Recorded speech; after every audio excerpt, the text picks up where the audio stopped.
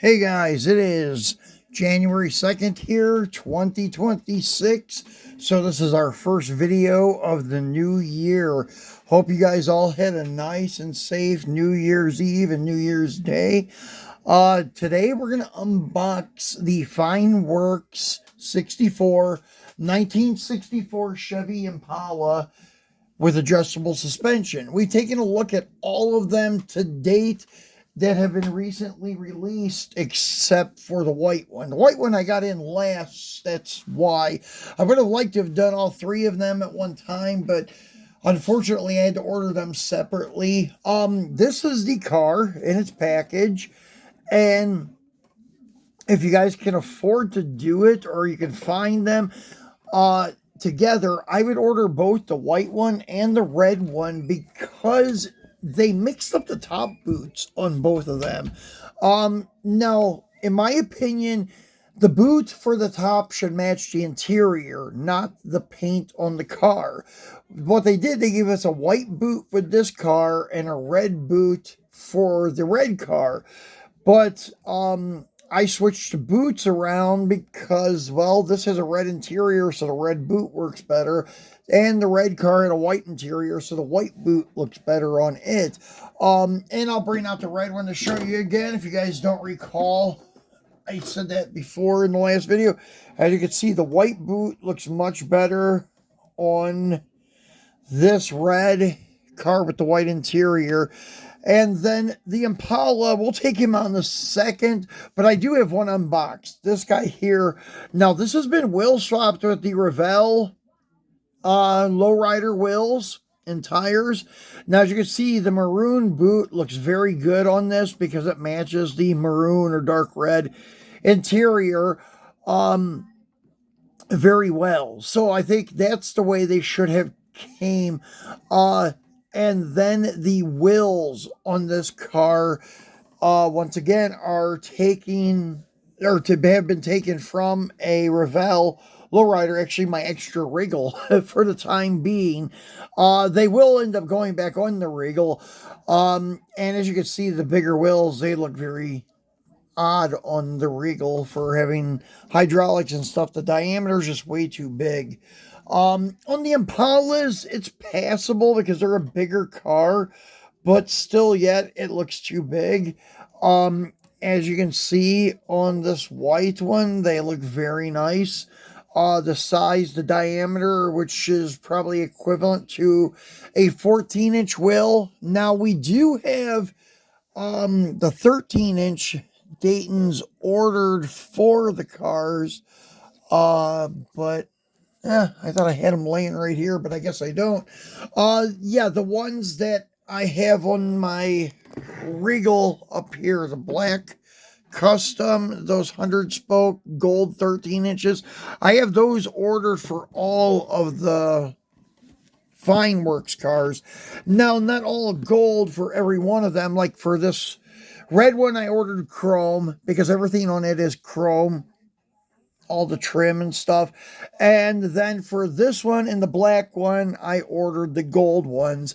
But for the red one and then the purple one, like the guy here, since it has all chrome trim, it will get the chrome Daytons. Then after that's done, I will put the Daytons or Revell spokes back on the Revell Regal.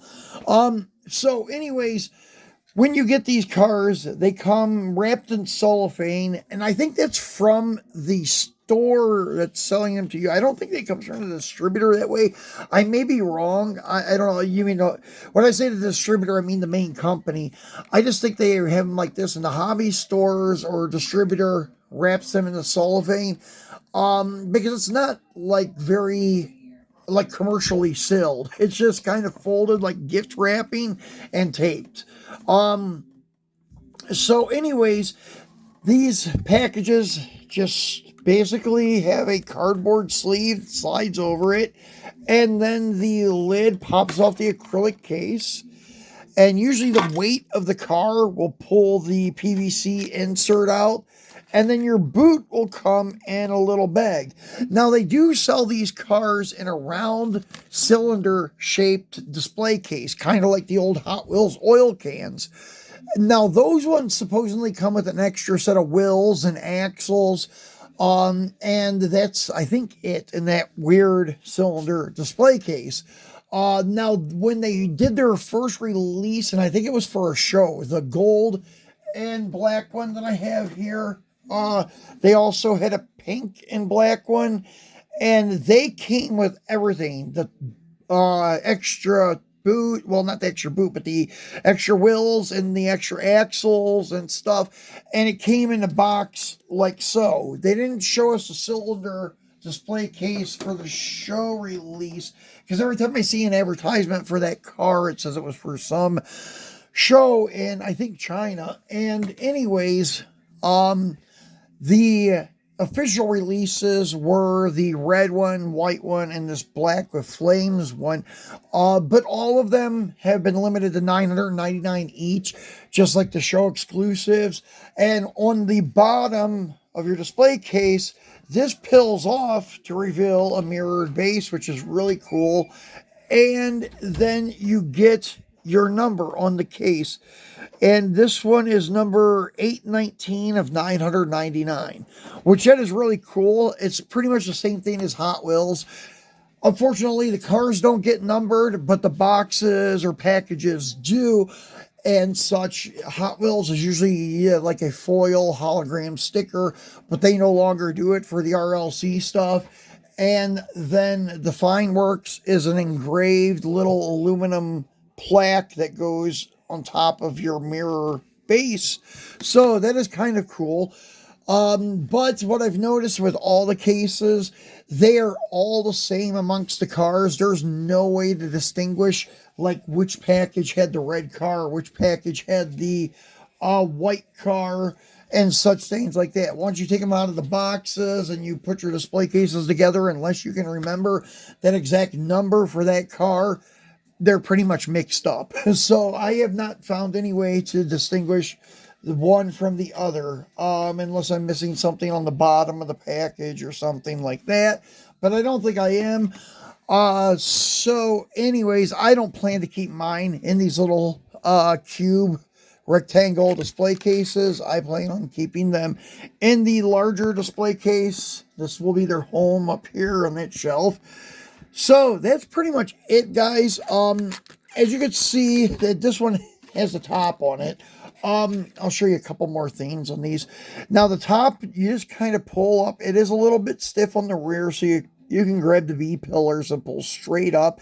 Wiggle it side to side if you need to, because all it is little posts going into a female connector or, hole in the body, basically. And then the top boot does connect the same way. There it is.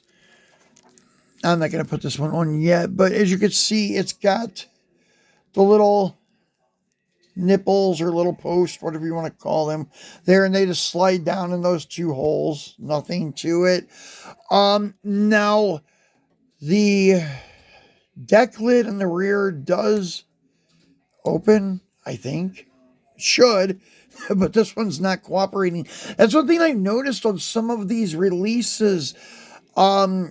Like on one of my black ones with flames, the rear suspension was literally glued down. I had to take the car apart and dislodge the rear suspension. And then sometimes, like with this one, the front suspension is not really that tight. If I extend it and set it down, it just collapses. You can adjust it with the center screw, but I've tightened the center screw already as far as it will go, and it hasn't made that big of a difference. But I have noticed on a couple of them, the screw was a little bit too long, so you can get a different screw or try to file or cut the screw that you do have. Now, this is the first time I've ever had a problem with the deck lid opening. That is kind of weird. Now, the hood still opens okay. And you have your engine. It's detailed, but they just used the wrong colors. That blue dual snorkel air cleaner should have been at least black, or if not black, chrome it or gold plate it. Same thing with the valve covers. And once the air cleaner is off, if you ever pull the body off, the air cleaner will come off. The way it's designed, the air cleaner, I don't think went on the car until after the body was set down on the chassis. But anyways, you can notice the valve covers are W-shaped, like for the old 348s and 409s, but they're facing the wrong way. The W shape is up toward the intake where it should be down to the exhaust manifold. So yeah, it's kind of weird how they have them mounted, but that's it. Pretty much those are the only things I could point out. But I'll show you. Let me see if the deck lid opens on this guy. Yeah, this one, it opens okay. As you can see, same thing as all the other ones, like a fiberglass enclosure with 2 subwoofers and a mid-range speaker in the middle, and then your hydraulic pump. But it's more of like an air ride pump, is what it looks like. I like Ravel's setup a little better with all of the batteries and the 2 hydraulic pumps. That looks pretty cool. Better than the sound system with the one big pump, because the one big pump kind of makes it look like air ride, and without any batteries, is kind of what you assume, that there's only 1 or 2 batteries for the air ride to work, the compressor. So yeah, the multiple batteries and such, like on a Ravel, like on the Monte Carlo here, I think is much better. It has a 3 pump setup with 6 batteries or 8 batteries. So that's pretty cool. That's what I like to see on a lowrider. As I said, on these Fineworks ones, they look more like an air ride setup. But still, yet, cool car. For the money, they're not bad. Between $25 to $35, depending where you buy them from, plus whatever shipping and taxes apply, and such things like that. But the car itself does retail for anywhere between $25 and $35. But they are well worth it because they are nicer than the RLC one. And Hot Wheels always charges $33 plus tax and shipping on theirs.